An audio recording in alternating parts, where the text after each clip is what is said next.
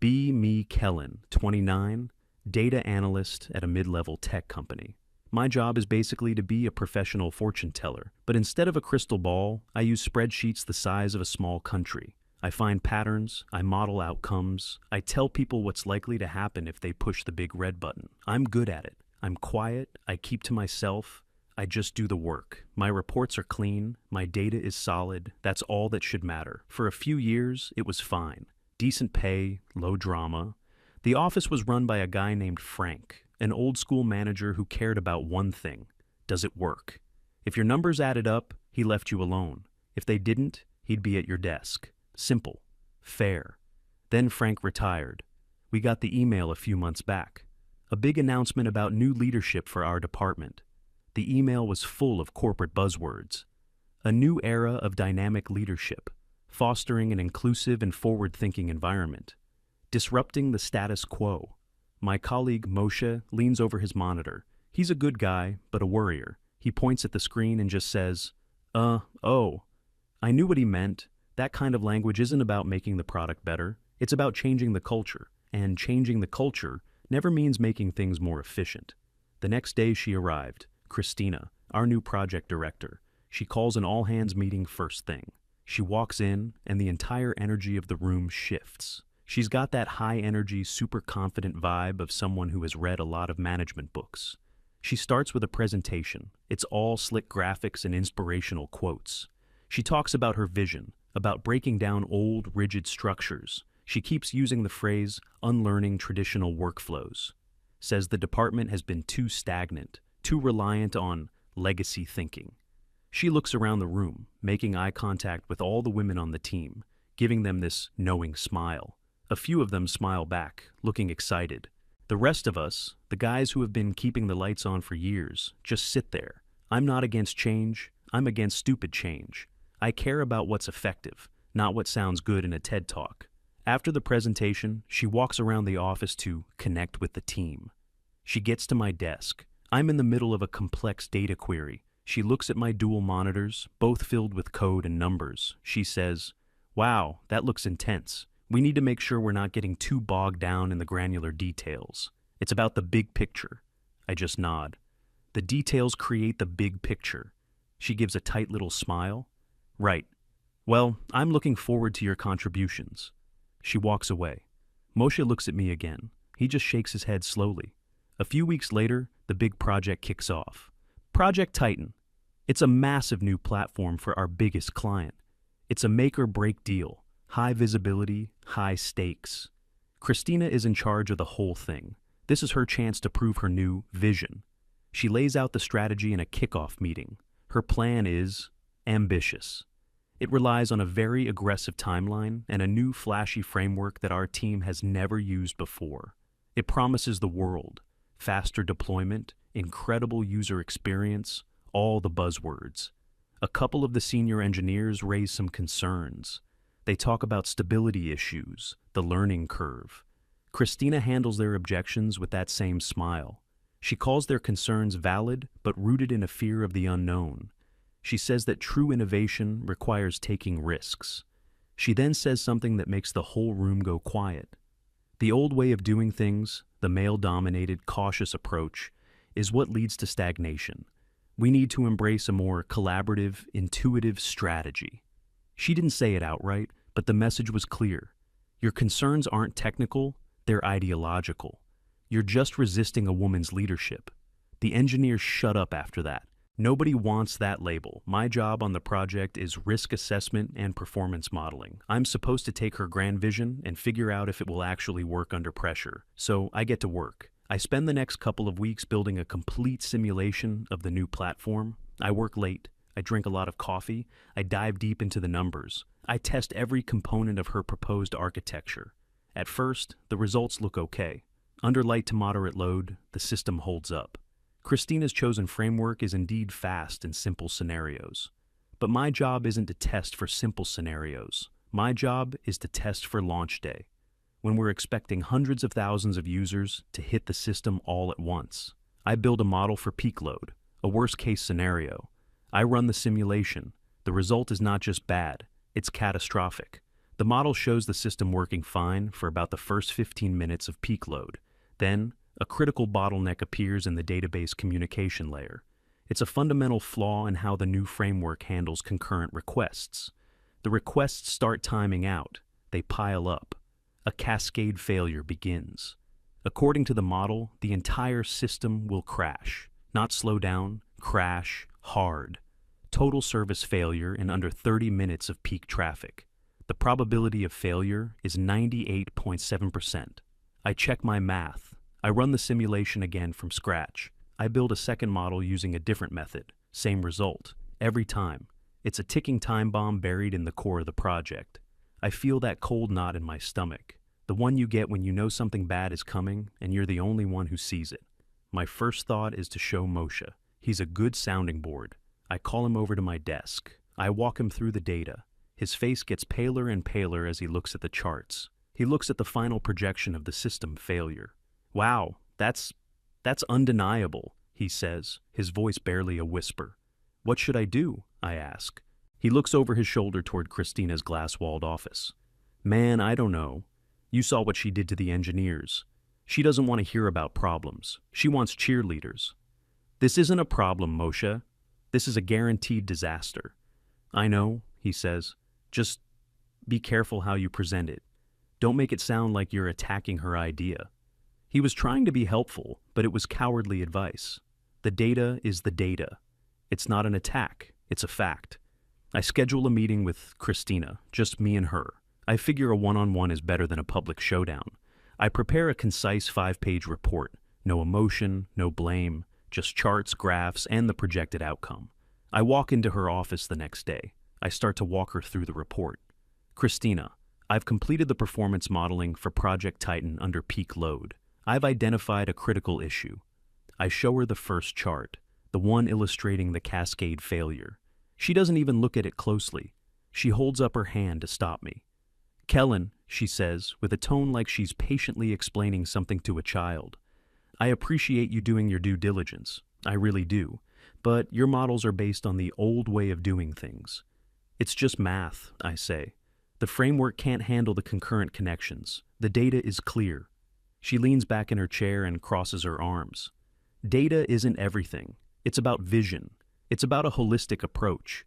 You're looking at the system with a lens of masculine anxiety, a focus on what could go wrong instead of what we can make go right. I'm stunned. Masculine anxiety? Is she serious? This isn't about anxiety, I say, trying to keep my voice steady. It's about a predictable system failure that will impact our biggest client and cost the company millions. She sighs, a dramatic, frustrated sigh. You're just not getting it. Your resistance to this new approach is creating a self-fulfilling prophecy in your models. You're so convinced the old way is better that you're subconsciously designing your tests to prove it. Now I'm angry. She's not questioning my data. She's questioning my integrity, my professionalism. That's not how it works, I say. My models are objective. Nothing is truly objective, she replies, sounding like a first-year philosophy student. We all bring our biases to the table, and the bias of traditional tech culture has always been to resist change and magnify risk. I'm trying to build a team that operates on trust and empowerment, not fear. The meeting is over. She's dismissed me and my work completely. She sees my warning as a personal failing, a psychological flaw. I walk back to my desk, my blood boiling. Moshe sees my face and knows immediately how it went. He avoids my eyes. I sit down. I stare at my screen. I have two choices. I can let it go. Let her run the project into the ground. It wouldn't be my fault. I did my job. I gave my warning. Or I can try one more time. I can't let it go. It's not in my nature. If the ship is sailing toward an iceberg, I can't just sit back and watch. But I'm not going to talk to her again. Words don't work. I open my email. I compose a new message. The recipient is Christina. I CC the project's lead engineer. The subject line is clear and professional. Urgent follow-up. Critical risk identified in Project Titan performance model. In the body of the email, I summarize my findings in the most neutral, factual language possible. I state that my simulations, run multiple times with different methodologies, predict a 98.7% chance of total system failure under the expected peak load on launch day. I state my official recommendation: an immediate halt to the current deployment schedule to allow for a redesign of the back-end architecture. I attach the full, detailed report. I read the email over 3 times, then I hit send. The ball is in her court now. It's on the record. It's documented. An hour later, I get a 1-sentence reply from her. "Thank you for your input, Kellen. Your concerns have been noted." She didn't CC the engineer in her reply. She isolated me. Noted. Not addressed. Not, "We'll look into this." Noted. The corporate equivalent of pats you on the head and tells you to run along. The lead engineer never mentions the email to me. He's probably been warned to keep his head down. The project moves forward, full steam ahead. The next few weeks are surreal. The office is buzzing with energy. Christina is the star of the show. She's giving upbeat presentations to upper management about how well everything is going. She talks about synergy and team empowerment. She takes the credit for the team's hard work, framing it as a success of her leadership style. I'm basically a ghost. I'm left out of key meetings.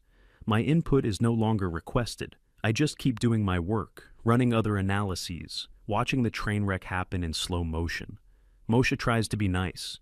He brings me coffee sometimes. "Maybe you were wrong," he says one day, trying to be optimistic. "Maybe it will hold up." "It won't," I say. "The numbers don't lie." "Well," he says, "at least you have the email." He's right. That email is my only life raft. The atmosphere gets more and more cult-like around Christina. She starts holding these weird morning check-in meetings where people are encouraged to share their feelings about the project. It's all about positive affirmations. Anyone who raises a technical problem is subtly framed as being not a team player or having a negative mindset. The project isn't just a project anymore. It's a test of faith in Christina's vision. Dissent is heresy. The client is getting excited. They're seeing the slick front-end demos and they love it. They have no idea that the foundation is made of sand. The launch date is set. The final countdown begins. The week before launch, Christina holds a big go-live celebration party in the office. Pizza, balloons, the works. She gives a speech. She thanks everyone for their hard work and for believing in a new way of working. She makes a toast to Titan and to shattering the old paradigms. Everyone cheers. They're all caught up in the hype. I'm standing in the back, holding a slice of pizza I don't want. She catches my eye from across the room. She gives me that same tight, condescending smile. It says, "See, you were wrong. Your negativity had no power here." I just look back at her, expressionless. I don't need to say anything. The data will speak for me, soon. The night before the launch, I can't sleep. It's a strange feeling. It's not anxiety about being wrong. It's the grim certainty of being right. I feel like a meteorologist watching a hurricane form, knowing exactly where it's going to hit, while everyone else is planning a beach party. There's nothing more I can do. The warnings were issued. They were ignored. All I can do now is wait for the impact. I go to the office early on launch day. The air is electric. People are excited, nervous. It's like the mission control room before a rocket launch. A giant monitor is set up at the front of the room, displaying the system's real-time performance metrics. User count, server load, transaction speed. Christina is at the center of it all, directing things, a confident general on the battlefield. She's wearing a "The Future is Female" t-shirt under her blazer. I wish I were making that up. The switch is flipped. Project Titan is live. For the first few minutes, everything is perfect. The numbers on the big screen are all green. The user count starts to climb, slowly at first, then faster. A cheer goes up in the room. People are patting each other on the back. Christina is beaming. She walks past my desk. "Looks like your models had a little masculine anxiety after all, Kellen." I don't reply. I just stare at the screen. I'm watching one specific metric, a little number in the bottom corner of the dashboard. Database query latency. It's the canary in the coal mine. Right now, it's green, a healthy 50 milliseconds. The user count ticks past 10,000, then 50,000. The number is still green, still stable. A small seed of doubt enters my mind for the first time. What if I was wrong? What if some last-minute miracle patch I didn't know about fixed the flaw? The user count hits 100,000. This is the beginning of the peak load window. The query latency number flickers. It turns from green to yellow. 200 milliseconds. Nobody else notices. They're all watching the big flashy user count number. I see Moshe glance at me. He sees that I'm watching the latency metric. He knows. The user count keeps climbing. 150,000. The number is solid yellow now. 500 milliseconds. The first error alert pops up on the dashboard. A single, blinking red dot. Someone on the engineering team points it out. Hey, we've got some timeouts. Christina waves a hand dismissively. It's fine. The system is just adjusting to the load. Totally normal. The user count hits 200,000. The client is now running a massive marketing push. This is the wave I predicted. The latency number turns red. 1,500 milliseconds. Then 2 red dots appear on the board. Then 5. Then a dozen. The screen starts to look like a Christmas tree from hell. A phone rings. It's the client's emergency support line. One of the engineers answers it. His face goes white. He puts the client on hold. They're saying nothing is loading. The entire platform is frozen. Christina's smile is gone. What do you mean frozen? Just reboot the affected servers. She snaps. We can't, the engineer says, his voice shaking. It's not one server. The entire database is locked up. It's not responding. My model didn't just predict a slowdown. It predicted a crash. And now it was happening. In real time, right in front of everyone who had ignored me. I look at the big screen. The user count number, the one they were all so proud of, has flatlined. Then, the whole dashboard goes red. A single massive error message appears in the middle of the screen. Critical cascade failure. The room is dead silent. You can hear a pin drop. The cheering has stopped. The celebration is over. Project Titan is dead. And my quiet, ignored report is about to become the most important document in the entire company. The words critical cascade failure burned on the main screen in a sea of red. For about 3 full seconds, nobody moved. Nobody breathed. It was the kind of silence that follows a loud, unexpected noise. The silence of pure shock. Then, chaos erupted. Phones started ringing off the hook. Not just the support line, but managers' personal cell phones. The engineering team was frantically typing, trying to get any kind of response from the servers. Their faces were grim. They knew this was a death blow. Christina was the first to break the shocked silence. She pointed a shaking finger at the lead engineer. What is this? What did you do? Her voice was shrill. The calm, confident leader was gone. In her place was someone cornered and terrified. The engineer, a guy named Ben, looked up from his keyboard, his expression a mix of exhaustion and anger. It's exactly what the model predicted. The database is in a deadlock state. The requests overwhelmed it, and the recovery protocols are failing. The whole thing is corrupt. Uncorrupt it, she shrieked. You don't understand, another engineer chimed in. There's nothing to uncorrupt. The architecture itself is the failure point. We'd have to take it down and rebuild it from the ground up. Christina stared at him, her eyes wide with disbelief. She wouldn't or couldn't process what she was hearing. Her entire vision, her big career-making project, had just evaporated in front of the entire department. She started looking for a scapegoat. Her eyes scanned the room, desperately seeking someone to blame. This is a QA failure. Why wasn't this caught in testing? Who signed off on the stress tests? A junior QA tester looked like he was about to be sick. He stammered, We ran the tests you specified, the scenarios you approved. Her scenarios, of course, had never included a true peak load simulation. She had called it unrealistic fear-mongering. I just sat at my desk, watching. I felt strangely calm. There was no satisfaction, no I told you so feeling. Just a grim, hollow sense of inevitability, like watching a building demolish itself after you've already pointed out the cracks in the foundation. The noise level in the room was rising, shouting, phones ringing, the frantic clicking of keyboards. In the middle of it all, a side door opened. It was the director, the top boss, the one who stood 2 levels above Christina. We never saw him on the main floor unless something was very, very good or very, very bad. He wasn't a loud man. He was in his late 50s, always wore a perfectly tailored suit, and he spoke in a low, even voice that made everyone stop and listen. He walked into the center of the room and just stood there for a moment, observing the chaos. He didn't have to say a word. The entire room fell silent within seconds. He looked at the giant red screen. He looked at the panicked faces of the engineers. Then his eyes settled on Christina. His voice was quiet, but it cut through the tension like a knife. "My office, now, you," he pointed at Christina. "You," he pointed at Ben, the lead engineer. "And you." His finger was pointing directly at me. Kellen, the ghost. My heart hammered in my chest. This was it. Moshe gave me a look that was equal parts terror and encouragement. I stood up and followed them. The walk to the director's office felt like a mile. His office was on the top floor. It was huge, with a giant window overlooking the city.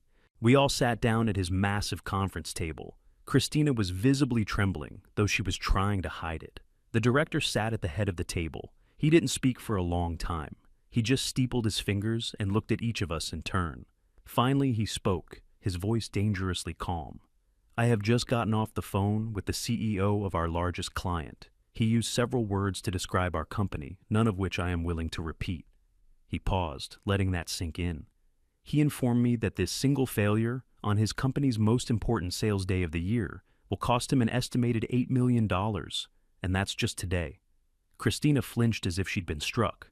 "So," the director continued, his eyes fixed on her, "tell me what happened, and do not use any corporate buzzwords, just the facts." Christina took a deep breath, trying to compose herself.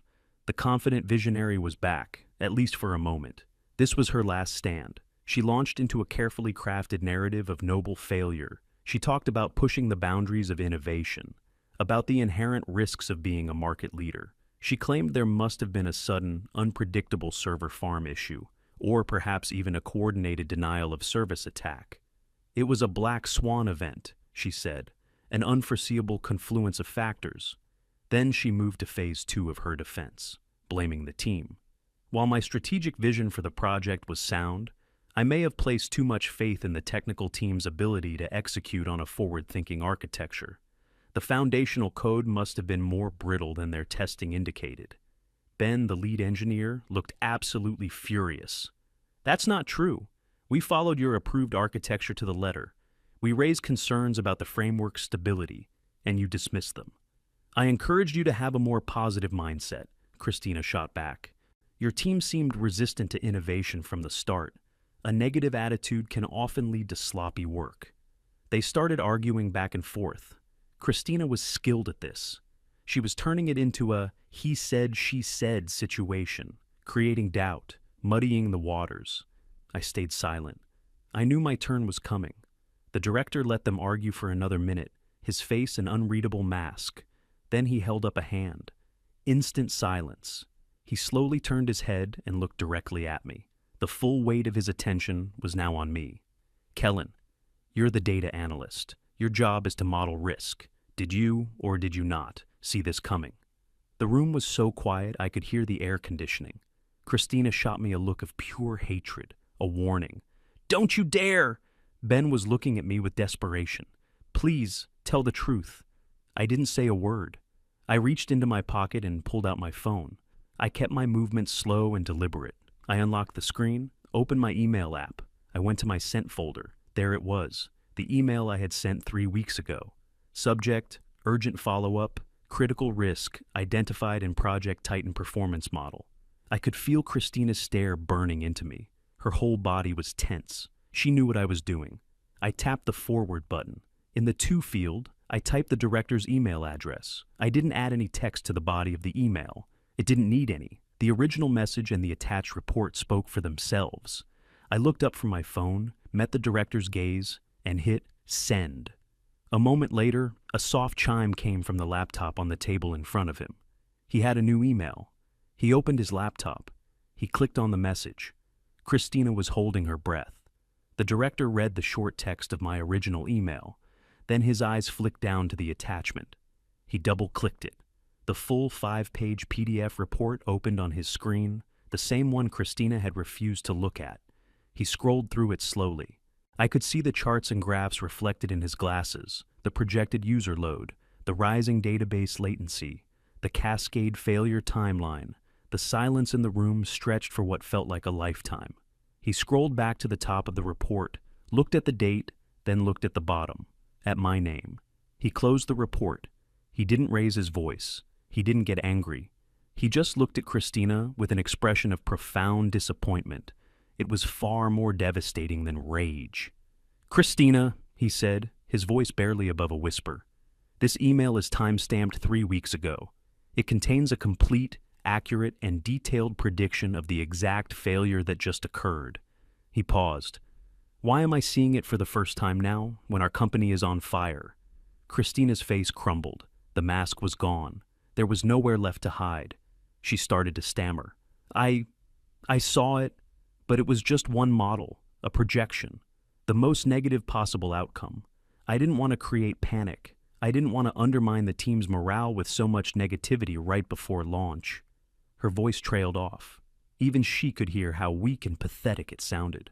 The director listened patiently until she was finished. He then closed his laptop with a soft, final click. "You didn't want to undermine morale," he repeated, his voice cold as ice. "Instead, you chose to blindside this company, betray the trust of our biggest client, and burn millions of dollars of revenue to the ground, all because you didn't want to hear bad news." He stood up. "This meeting is over. Ben, Kellen, go. Start working with your teams on a rollback plan. Do whatever it takes. I'll handle the client." Ben and I got up and left. As I was walking out the door, I glanced back. The director was looking at Christina. "You and I are going to have a different conversation now, with HR." I closed the door behind me. We walked back to the main office floor. The atmosphere was still tense, but now it was laced with a new feeling, certainty. Everyone knew a verdict had been reached. I sat down at my desk. I didn't feel like a hero. I just felt tired. About 45 minutes later, we all saw it. 2 people from HR, along with a security guard, walked quietly to Christina's glass office. They went inside. They were in there for about 10 minutes. When they came out, Christina was with them. She was carrying a small cardboard box with her personal effects. A coffee mug, a picture frame, a small plant. Her face was blank. She looked straight ahead, not making eye contact with anyone as they escorted her across the office. She walked past my desk. For a split second, her eyes met mine. There was no anger in them anymore, just a vast, empty expanse of defeat. Then she was gone, out the main doors. Forever. The next morning, things were different. The director called another meeting, this time with the entire project team. He announced that Christina was no longer with the company. He announced that Project Titan, in its current form, was officially dead. They were going to rebuild it, using a stable, proven architecture. No more flashy, high-risk experiments on a mission-critical system. He then looked over the crowd, and his eyes found me again. "The rebuild will be guided by a data-first principle," he said. "Every major architectural decision will be vetted and approved based on rigorous performance modeling." He pointed at me. "Kellen will be the lead analyst for that effort. He has my full authority to veto any design choice that does not meet our new, much higher standard of resilience. His team will get any resources they need." It wasn't a reward. It wasn't a celebration. It was a responsibility, a recognition of competence. In that moment, that was worth more than any promotion or bonus. It was respect. The rebuild was long and difficult. We worked hard for the next several months to regain the client's trust. We launched the new stable version of the platform. It wasn't as flashy. It didn't use the trendiest new tech, but it was a rock. On the day of the relaunch, it handled triple the load of the original crash without even breaking a sweat. One evening, after the successful launch, Moshe came by my desk as I was packing up. The office was mostly empty. He just stood there for a second, then said, "You know, I felt bad that day, when you tried to warn her and I just looked away. I was afraid of getting on her bad side." "A lot of people were," I said. "Yeah," he said. "But you weren't. You just stuck to the facts. You played the long game. That was really something to see." We stood in silence for a moment. "Anyway," he said, giving me a small smile. "Just wanted to say that. See you tomorrow." He walked away. I finished packing my bag and shut down my computer. As I walked out of the quiet, empty office, I thought about the whole mess. Christina had a vision. She was a great speaker. She was charismatic and confident. She could sell an idea better than anyone I had ever met. But in the end, her confidence was built on nothing but words. She thought she could bend reality to her will just by believing hard enough and by shaming anyone who dared to question her. She thought competence was an outdated concept, a relic of a patriarchal system, that it could be replaced with ideology and positive thinking. She was wrong. You can ignore data. You can bully your subordinates. You can spin narratives and blame others. But you can't argue with system architecture. You can't debate with math. Reality doesn't care about your feelings. The numbers don't have a bias. The server doesn't care about your vision. It either works or it doesn't. Hers didn't. Mine did. End of story.